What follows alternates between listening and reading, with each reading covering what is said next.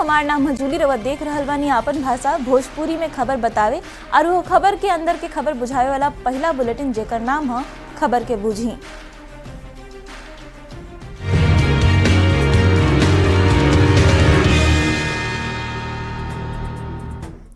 Bulletin के शुरुआत एगो अच्छा खबर से कल जाओ। नीतीश कैबिनेट के बैठक में 34 गो एजेंडा पर मुहर लागल। एकरा में सबसे बड़ फैसला बा अयोध्या के राम मंदिर के तर्ज पर सीतामढ़ी में मां सीता के भव्य मंदिर बनावल।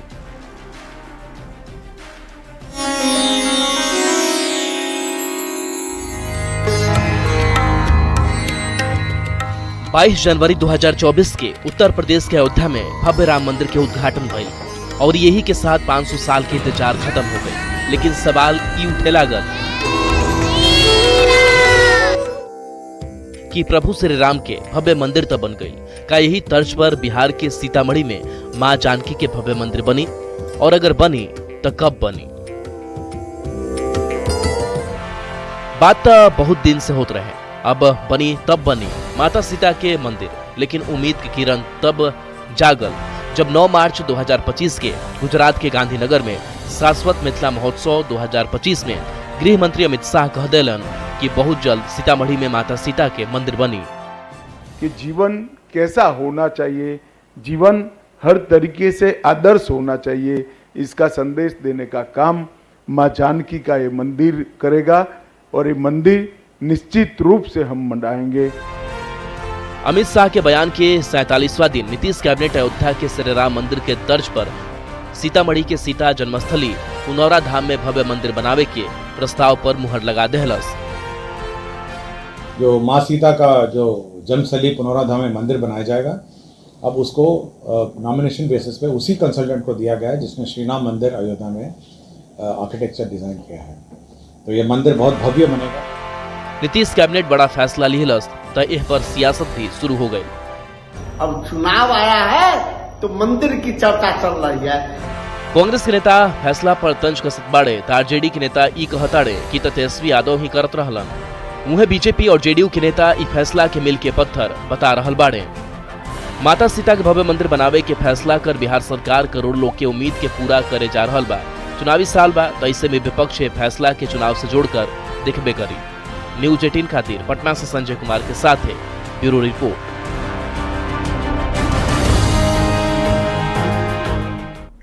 तो पहले अमित शाह वादा कैले कि माता सीता के मंदिर बनी और अब नीतीश कैबिनेट से पर मुहर लाग गई बा। अब सीतामढ़ी में अयोध्या जैसन मंदिर के मायने बूझी। जैसे अयोध्या में प्रभु श्री राम के जन्मस्थली बा, वैसे ही सीतामढ़ी में माता सीता के जन्मस्थली बा। अयोध्या में रामलला के भव्य मंदिर बन गई बा। अब सीतामढ़ी में मां जानकी के भव्य मंदिर बनावे के तैयारी हो रहल बा। नीतीश कैबिनेट से एकरा पर मुहर लाग गई बा। सीतामढ़ी के पुनौरा धाम के माता सीता के जन्मस्थली मानल जाला।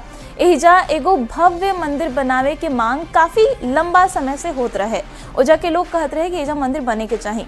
नीतीश कैबिनेट अब एकरा के मंजूरी दे देले बा। सीतामढ़ी में भी अब अयोध्या जैसन भव्य मंदिर बनावल जाई। 55 एकड़ में जमीन में सीता माता के भव्य मंदिर बनावल जाई। ये मंदिर आस्था के केंद्र तो होइबे करी, एकरा से बिहार के विकास भी होई। रामायण सर्किट से माता सीता के मंदिर जोड़ल जाई। मंदिर बने से इलाका के विकास हुई। देश भर के पर्यटक सीतामढ़ी आई हैं तो ओहिजा के लोग खातिर रोजगार के अवसर भी पैदा हुई। तो कहीं ना कहीं मंदिर के साथे साथे विकास के भी एकरा के जोड़ के देखल जाता। बढ़ल जाओ आगे। बिहार में क्राइम के लेके विपक्ष लगातार सरकार पर हमलावर बा। कांग्रेस और आरजेडी नीतीश सरकार के लॉ एंड ऑर्डर पर सवाल उठा रहल बा तो एनडीए लालू राबड़ी के शासनकाल के याद दिला रहल बा।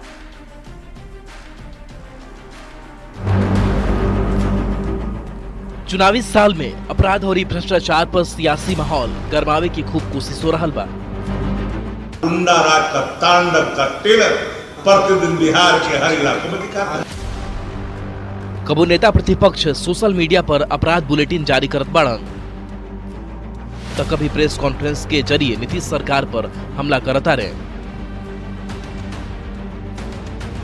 एनसीआरबी का जो रिपोर्ट है उसमें अपराध 2005 के पहले के बनिश पर 323% बढ़ा है। आरजेडी कांग्रेस के आरोप पर एनडीए नेता जोरदार पलटवार कैले बाड़े। ये लोग का काम है कि प्रेफरेंस करो, बयान दो, जनता को भ्रम में फैलाओ, कंफ्यूज करो। जेडीयू के वरिष्ठ नेता केसी त्यागी कहले कि जकरा राज में अपराधी सम्मानित होत रहलन सन, फिरौती के रकम मुख्यमंत्री आवास पर तय होत रहे, तो पार्टी ऐसा आरोप लगावेले तो हंसी आवेला। इससे ज्यादा हास्यास्पद टिप्पणी और कोई आरजेडी की तरफ से हो नहीं सकती। जिन्होंने 15 साल तक कानून को धता दिखाई, जिनके राज्य में अपराधी सम्मानित होते थे, जिनके शासन काल में फिरौती की रकम मुख्यमंत्री के आवास पर तय होती थी। बिहार सरकार पर निशाना साधे के क्रम में आरजेडी के नेता जेडीयू के नामकरण कर दिले, तो जवाब में जेडीयू भी आरजेडी के नामकरण कर दिलस। आरजेडी यानी राष्ट्रीय जंगल दल के लोग हमारी पार्टी के नामकरण में लगे। बिहार में यही साल विधानसभा के चुनाव बा और विपक्षी चुनाव के मुद्दा अपराध के इर्द गिर्द रखे के कोशिश कर रहा बा। न्यूज 18 खातिर पटना से संवाददाता रवि एस नारायण और दिल्ली से अमितेश सिंह के साथ ब्यूरो रिपोर्ट।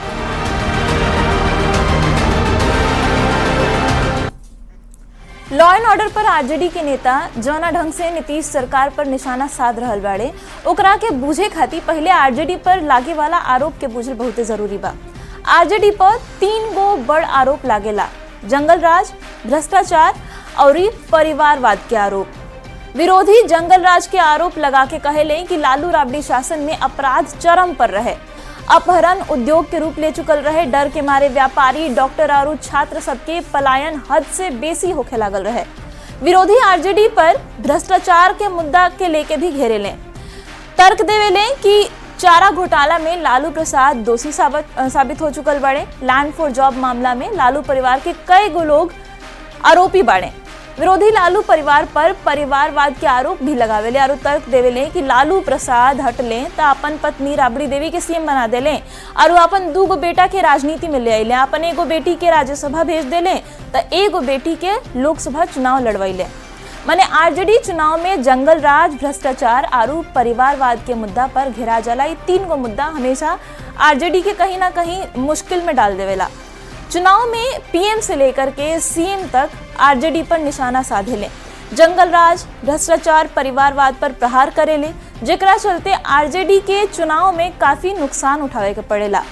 तैने अब तक नीतीश कुमार की अगर बात करी जा तो उनकर छवि बेदाग रहल बा। नीतीश कुमार के सुशासन बाबू के तमगा हासिल बाटे। अब आरजेडी यही सब के मुद्दा बना के नीतीश सरकार के घेर रहल बिया। आरजेडी के नेता सीएम नीतीश के सुशासन बाबू वाला इमेज पर निशाना साध रहल बने और ई सब जंगल राज के छवि से छुटकारा पावे के कोशिश बतावल जाता। तो एकरे के लेके लगातार जो आरजेडी के नेता बने उ नीतीश सरकार पर और उनकर शासन प्रशासन पर हमला कर रहल बने। बढ़ल जाओ आगे, पहलगाम आतंकी हमला के बाद पीएम मोदी बिहार के धरती से कड़ा संदेश देले। मधुबनी के झंझारपुर के सभा से संबोधित करत घड़ी प्रधानमंत्री कहले कि साजिश करे वालन के कल्पना से भी बड़ सजा देल जाई। आतंकियन के अब मिट्टी में मिलावे के समय आ चुकल बा। की कल्पना से भी बड़ी सजा मिलेगी। From the soil of Bihar. चुनावी साल में पीएम मोदी दूसरका बेर बिहार पहुंचले। बाकी अब की बेर बात चुनाव के ना बल्कि आतंकी सबके मिट्टी में मिलावे के भइल। मिट्टी में मिलाने का समय आ गया है। बुद्ध महावीर के भूमि, अहिंसा और ज्ञान के भूमि से पीएम मोदी संदेश देले जे केहू भारत के खिलाफ साजिश रचलस ओकरा के ऐसन सजा मिली जेकर कल्पना भी ना कैले होखी। मैं बहुत स्पष्ट शब्दों में कहना चाहता हूं, जिन्होंने ये हमला किया है उन आतंकियों को और इस हमले की साजिश रचने वालों को उनकी कल्पना से भी बड़ी सजा मिलेगी। सजा मिलकर के रहेगी। आतंक के खिलाफ कार्रवाई के संदेश देश के साथ दुनिया तक पहुँचे, यही से पीएम अपन बात के अंग्रेजी में दोहरैले। ताकि आतंकी आरू उनकर रहनुमा तक सीधा संदेश पहुँचे। From the soil of Bihar, I say to the whole world, India will identify, track and punish every terrorist and their backers. We will pursue them to the ends of the earth. Madhubani के झंझारपुर में PM के सभा रहे। मौका पंचायती राज दिवस पर होने वाला कार्यक्रम के रहे। बाकी जम्मू कश्मीर के पहलगाम आतंकी हमला के 2 दिन बाद भइले कार्यक्रम में पीएम मोदी श्रद्धांजलि के साथे आपन संबोधन के शुरुआत कैले। पीएम कहले कि आतंकी सब मासूम देशवासी के जौना बेरहमी से मरले सन, ओकरा से पूरा देश दुखी बा। केहू अपन बेटा खो देलस, केहू अपन भाई, तो केहू अपन जीवन साथी खो देलस। 140 करोड़ भारतीय के इच्छा शक्ति अब आतंक के आका सबके कमर तूरे खातिर तैयार बा। अब आतंकियों की बची खुची जमीन को भी मिट्टी में मिलाने का समय आ गया है। उरी और पुलवामा के बदला पूरा विश्व देख चुकल बा। अब बारी पहलगाम के गुनहगार सबके सजा देवे के बा, जौन लोग 27 बेगुनाह के खून बहैले। न्यूज़ 18 खातिर मधुबनी से शैलेंद्र के साथ ब्यूरो रिपोर्ट।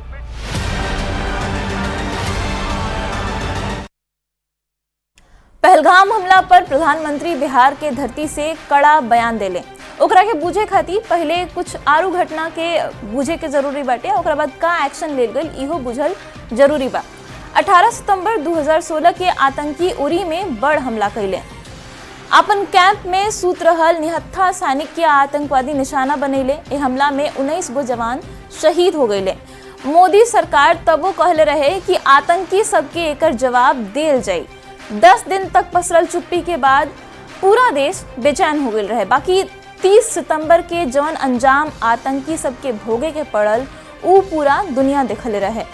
28 और 29 के दरमियानी रात के पीओके में 3 किलोमीटर अंदर घुस के भारतीय सेना आतंकी सबके कई गो कैंप उड़ा देलस। भारतीय सेना के बहादुर स्पेशल फोर्स के 7 दस्ता ए पूरा ऑपरेशन के बखूबी अंजाम देले। बिना कवनो जवान के नुकसान के दुश्मन के घर में घुस के भारतीय रणबांकुर 50 से बेसी आतंकी के उनकर अंजाम तक पहुंचा देले। 2019 में पुलवामा में 40 सीआरपीएफ जवान के शहादत के बाद भारत पाकिस्तान के खैबर पख्तूनख्वा प्रांत में जैश ए मोहम्मद के ट्रेनिंग सेंटर पर एयर स्ट्राइक कैले रहे। ई कार्रवाई से भारत के सजा देवे वाला नीति साफ हो गई रहे। मतलब भारत हमला करे वालन के निश्चित सबक सिखाई, ई बात एकदम साफ हो गई रहे। एक बार फिर आतंकी नापाक हरकत कैले बाड़े सन। पहलगाम में धर्म पूछ के 27 गो पर्यटक के मार दिल गई। सवाल बा कि अब की बार सेना का करे वाला बा।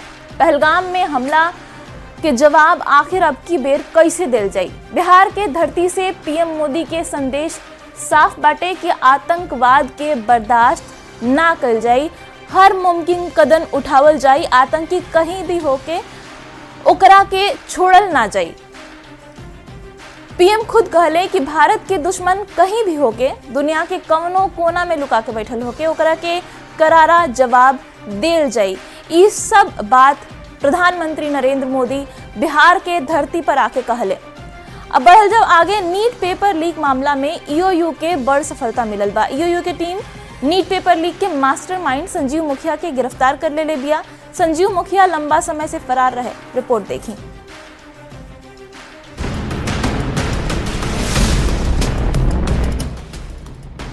2024 में भइल नीट पेपर लीक कांड के मुख्य आरोपी संजीव मुखिया के आखिरकार पुलिस गिरफ्तार कर लेलस। ईओयू के टीम दानापुर में ही एगो फ्लैट से ओकरा के गिरफ्तार कैलस। गुरुवार के राति खानी संजीव मुखिया के छुपे के जानकारी मिलल रहे, जेकरा बाद ईओयू के टीम जाल बिछा के संजीव मुखिया के धर दबोचलस। यह ऑपरेशन में ईओयू के साथ दानापुर पुलिस भी सहयोग कैलस। संजीव मुखिया लंबा समय से फरार रहे और ओकर तलाश में सीबीआई भी लागल रहे। हाल में ही संजीव मुखिया पर बिहार पुलिस मुख्यालय 3 लाख रुपया के इनाम घोषित कैले रहे। हाँ, इसको राज्य सरकार ने इस पर 3 लाख का इनाम घोषित किया है और ये नीट केस का प्राइम एक्यूज था। इसके अलावा कई और एग्जामिनेशन पेपर लीक में वांटेड था। बहुत दिन से पुलिस को इनकी तलाश थी और इनकी गिरफ्तारी पटना जिला से हुई है। पटना में सर कहा जा रहा है कि दानापुर के इलाके में ये छिप करके किसी अपार्टमेंट में रह रहा था। अपार्टमेंट में रह नहीं रहा था, कल इसके आने की सूचना मिली थी। उसी का सत्यापन करने हमारी टीम गई थी और फिर उसको कुछ और साक्ष्य आगे मिले और उसी पर जो हम लोगों ने वेरिफिकेशन और छापामारी किया तो उसमें इसी गिरफ्तारी हुई। ये दानापुर थाना क्षेत्र के सगुना मोड़ के आसपास का जो क्षेत्र है जहां रेसिडेंशियल अपार्टमेंट्स हैं, उन्हीं में एक अपार्टमेंट है। नालंदा के नगर नौसा के रहे वाला संजीव मुखिया सॉल्वर गैंग के पुराना मास्टरमाइंड रहे। एकरा पहले ही वो प्रतियोगी परीक्षा के पेपर लीक में शामिल भइल रहे। संजीव मुखिया के बेटा डॉक्टर शिव कुमार भी शिक्षक बहाली पेपर लीक में फिलहाल जेल में बंद बा। पेपर लीक मामला में पहले ही 36 लोग पकड़ल जा चुकल बा। अब संजीव मुखिया की गिरफ्तारी से यह मामला के कई गो बड़ खुलासा होके के उम्मीद बाटे। न्यूज़ 18 खाती पटना से अमित कुमार की रिपोर्ट। चलिए अब खबर के बूझल जाओ। मई 2024 में नीट के पेपर लीक के खुलासा भइल रहे। हजारीबाग के ओएसएस स्कूल से पेपर लीक के मामला सामने आयल रहे। पेपर वजह से गायब भइल रहे। सीबीआई के जांच में वजह से कई गो सबूत मिलल। पेपर लीक में शामिल 144 उम्मीदवार के पहचान उघरी कल गई रहे। सीबीआई 5500 पन्ना के एगो चार्जशीट बनैले रहे, जेकरा में संजीव मुखिया के आरोपी बतावल गई रहे। संजीव मुखिया के पूरा पेपर लीक कांड के मास्टरमाइंड बतावल गई रहे। संजीव मुखिया नालंदा के नगर नौसा के रहे वाला हटे। सॉल्वर गैंग के मास्टरमाइंड है। इहे पूरा जन पेपर लीक के षड्यंत्र होला ओकर साजिश रचेला। नीट समेत कई गो पेपर लीक में एकर हाथ पहिलहू सामने आ चुकल रहे। अगर बात करी जा कौन कौन पेपर लीक में एक तरह के आरोपी बनावल गए तो बिहार सिपाही भर्ती परीक्षा पेपर लीक में एकर नाम सामने आयल रहे। शिक्षक भर्ती परीक्षा 3 बीपीएससी पेपर लीक में भी एकर नाम सामने आयल रहे। संजीव मुखिया पर 3 लाख के इनाम भी पुलिस घोषित कैले रहे। एकरा के लगातार खोजल जात रहे। कितना टाइम से फरार चलत रहे। फाइनली एकरा के अब गिरफ्तार कर लेल गइल बा। बढ़ल जाओ आगे।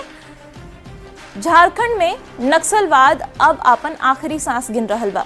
सुरक्षा बल लगातार राज्य में लाल आतंक के सफाया खातिर काम कर रहल बा। इतवार के नक्सली के साथे सुरक्षा बल के मुठभेड़ में 1 करोड़ के इनामी समेत 8 गो नक्सली के मार गिरावल गई। झारखंड में नक्सलवाद अब अपन आखिरी सांस गिन रहल बा। छत्तीसगढ़ के बाद झारखंड के धरती से लाल आतंक के सफाया के आखिरी अध्याय लिखल जा रहल बा। सुरक्षा बल और पुलिस टीम के एतवार के एगो बड़ सफलता मिलल। बोकारो के लुगुबुरु पहाड़ी वाला इलाका में टीम एनकाउंटर कैलस और मुठभेड़ में 1 करोड़ के इनामी समेत 8 नक्सली के मार गिरावल गई। बोकारो जिला पुलिस और मुख्यालय के इनपुट पर आज लुगु पहाड़ी के तलहटी पर सुरक्षा बलों ने नक्सलियों पर जोरदार प्रहार किया। झारखंड के डीजीपी अब बाचल खुचल नक्सली के आखिरी अल्टीमेटम दिले बाड़े। चाहे तो हथियार छोड़ मुख्य धारा में शामिल हो जा, चाहे गोली खाए खाती तैयार रहस। प्रयास करेंगे कि अगले 15 दिन 20 दिन और निश्चित रूप से बरसात शुरू होने से पहले हम इस रास्ते का भी समाप्ति कर दें, ऐसा हमारा पूरा प्रयास रहेगा। नक्सली के सफाया करे में CRPF, cobra battalion, Jharkhand police और जगुआर के टीम लागल बिया। नक्सलवाद के खात्मा खातिर जवन रणनीति बनावल गए रहे उस सफल होत लौकता। अब झारखंड के लोग इंतजार में बा कि झारखंड कब नक्सल मुक्त घोषित हुई। रांची संवाददाता ओम प्रकाश और बोकारो संवाददाता मृत्युंजय कुमार के साथ है ब्यूरो रिपोर्ट न्यूज़ 18। तो खबर के बूझी में अभी इतने बाकी न्यूज़ 18 बिहार झारखंड पर खबर के सिलसिला लगातार जारी बा।